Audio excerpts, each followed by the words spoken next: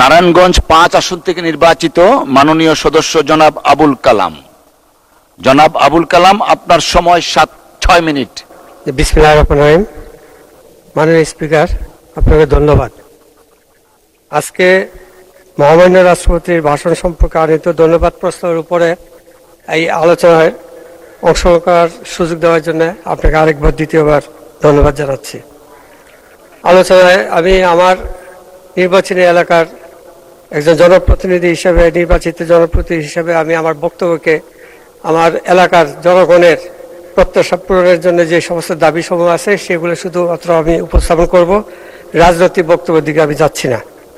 প্রথমে আমি আমার মহান আল্লাহ রাব্বুল আলামিনের কাছে শুকরিয়া আদায় করছি যে তিনি আমাকে চতুর্থবারের মতো এই সংসদে আসার, আজকে এই সম্মান এবং মর্যাদার আসনে অধিষ্ঠিত হওয়ার ক্ষমতা দান করেছেন। কৃতজ্ঞতা জানাচ্ছি আমাদের মাননীয় প্রধানমন্ত্রী এবং আমার দলের মাননীয় চেয়ারম্যান জনাব তারেক রহমান সাহেব। তিনি আস্থা রেখেছেন এবং আমার নারায়ণগঞ্জ 5 আসনের সংগ্রামী জনগণ আমার উপর আস্থা রেখে আমাকে এখানে নির্বাচিত করে এই সংসদে আজকে অধিষ্ঠিত করেছেন, সেই জন্য আমি অত্যন্ত কৃতজ্ঞ। মাননীয় স্পিকার, আমি নারায়ণগঞ্জ 5 আসন একটি ঐতিহ্যবাহী এলাকা। আপনারা জানেন একসময় প্রাচ্যের ডান্ডি হিসেবে এটি খ্যাত ছিল। একটা সময় 7 খুনের জন্য একটি কুখ্যাতি নগর হিসেবে একসময় একটা পরিচিতি লাভ করেছিল। একসময় এটা প্রাচ্যের ডান্ডি হিসেবে এই কারণে ছিল যে পাট শিল্প এবং বস্ত্র শিল্পের জন্য অজস্র প্রতিষ্ঠান সেখানে কার্যকর ছিল। আজকে শিল্পনগর এবং বাণিজ্য নগর হিসেবে জাতীয় রাজস্বের দিক থেকে কিন্তু নারায়ণগঞ্জের অবদান উল্লেখযোগ্য পর্যায়ে রয়েছে। আমি এখানে একটি কথা বলতে চাচ্ছি যে স্বাধীনতার মহান ঘোষক শহীদ রাষ্ট্রপতি জিয়াউর রহমান যখন তিনি রাষ্ট্রপতি ছিলেন, তিনি নারায়ণগঞ্জকে উন্নয়ন করার জন্য তিনি একটি বিশেষ কমিটি গঠন করে দিয়েছিলেন, এনটিডিসি নামে, নারায়ণগঞ্জ শহর উন্নয়ন কমিটি নামে। 1 কোটি টাকা তিনি তখন বরাদ্দ দিয়েছিলেন, যার পরিপ্রেক্ষিতে জিয়া হল নামে আমাদের একটা হল নির্মিত হয়েছিল, যার মধ্যে আমাদের শিল্প, সাহিত্য, সমস্ত কিছু বিষয়গুলো আমরা চর্চা করে থাকতাম। দুর্ভাগ্যের বিষয়, বিগত স্বৈরাচারী সরকার আমলের 17 বছরে এই জিয়া নামটি থাকার কারণে এটা একটি অচ্ছুত একটি প্রতিষ্ঠানে রূপান্তরিত হয়ে যায় এবং ধ্বংসপ্রাপ্ত হয়ে যায়। আজকে আমার নির্বাচনী এলাকার জনগণের প্রধান দাবি হচ্ছে, যেহেতু জিয়া হল মানে জিয়া নামের সাথে সম্পৃক্ত, এই হলটি অবশ্যই এটা নির্মিত হওয়া, পুনর্নির্মাণ হওয়া অত্যন্ত আবশ্যক বিষয়।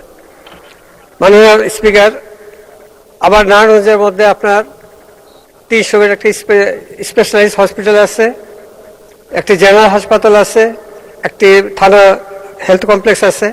কিন্তু দুঃখের বিষয়, সেখানে কিডনি রোগ, লিভারের রোগ, হার্ট ডিজিজের রোগী ইত্যাদি যে চিকিৎসা হয়ে থাকে, জরুরি চিকিৎসা, এরকম কোনো ব্যবস্থা সেখানে নাই।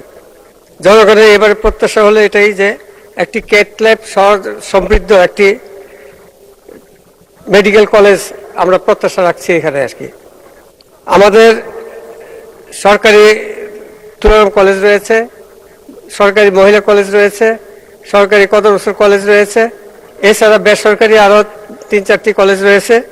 প্রতি বছর হাজার হাজার আমাদের শিক্ষার্থীরা উচ্চ শিক্ষার্থী লাভ করার জন্য ঢাকামুখী বা দেশের অন্যান্য জেলাগুলোতে যাতায়াত করার জন্য উদ্গ্রীব হয়ে থাকে। এই হিসেবে একটি পাবলিক ইউনিভার্সিটি আমাদের জন্য অত্যন্ত আবশ্যক বলে সকলে ধারণা পোষণ করে।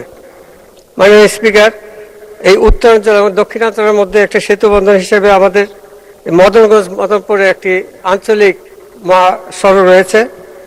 এক সময় এটি শুধুমাত্র আমাদের আঞ্চলিক ছিল, কিন্তু এখন বৃহৎ শিল্পগুলো এখানে স্থাপিত হয়েছে, যেমন সামিট গ্রুপ হয়েছে, আকিজ গ্রুপ হয়েছে, ক্রাউন সিমেন্ট হয়েছে। আপনার এরকম বৃহৎ শিল্প অনেকগুলো কারখানা হওয়ার পরিপ্রেক্ষিতে এখানে তাদের যে লোডেড গাড়ি ভেহিকলসগুলো 30 টন, 40 টন, 50 টন লোড নিয়ে এই যাতায়াত করে, এই রাস্তাটা এখন একেবারে অযোগ্য হয়ে গেছে আমাদের যাতায়াতের জন্য। আরেকটি হলো মেট্রো রেলের যে কর্মসূচি রয়েছে, এটাকে আমরা নারায়ণগঞ্জের শহর পর্যন্ত আমরা এটা এক্সপেনশন চাচ্ছি। এছাড়া আপনার শিবু মার্কেট বলে আমাদের একটি স্থান আছে, সেখান থেকে সিটি কর্পোরেশন পর্যন্ত যদি ফ্লাইওভার একটা চলে আসে, তাহলে আমাদের নাগরিক সমস্যাগুলি, যেটা যানজটের যে সমস্যা, এতেও আমরা একটা নিরাপদ আশ্রয়ে যেতে পারবো বলে আমরা বিশ্বাস করি। আর সবচেয়ে বড় কথা হলো আমাদের গ্যাস এবং পানি। এই দুটি বিষয়ে আমাদের পুরা নির্বাচনী এলাকায় দুর্দশাগ্রস্ত অবস্থায় রয়েছে। আমার ধারণা মতে যে 50 বছরের আগে আমাদের এই নির্বাচনী এলাকায় যে সঞ্চালন লাইটগুলি স্থাপন করা হয়েছিল, এই দীর্ঘ সময়ের মধ্যে এগুলো আর প্রতিস্থাপন করা হয় নাই। যার পরিপ্রেক্ষিতে এই মুহূর্তে আমাদের প্রধান দাবি হচ্ছে জনচাহিদা পূরণের জন্য গ্যাস এবং পানির যে সঞ্চালন লাইন সমূহ আছে এগুলোকে আমাদের নগরান্নয়নের এই মুহূর্তে আধুনিকায়ন আমাদের প্রয়োজন হয়ে পড়েছে। মাননীয় স্পিকার, আমাদের সমস্যার কোনো অন্ত নাই। আমি 71 বিধিতে আমাদের শীতলক্ষার সেতু সম্বন্ধে বক্তব্য রেখেছি ইতিমধ্যে, সেই বিষয়টি এর মধ্যে অন্তর্ভুক্ত থাকবে।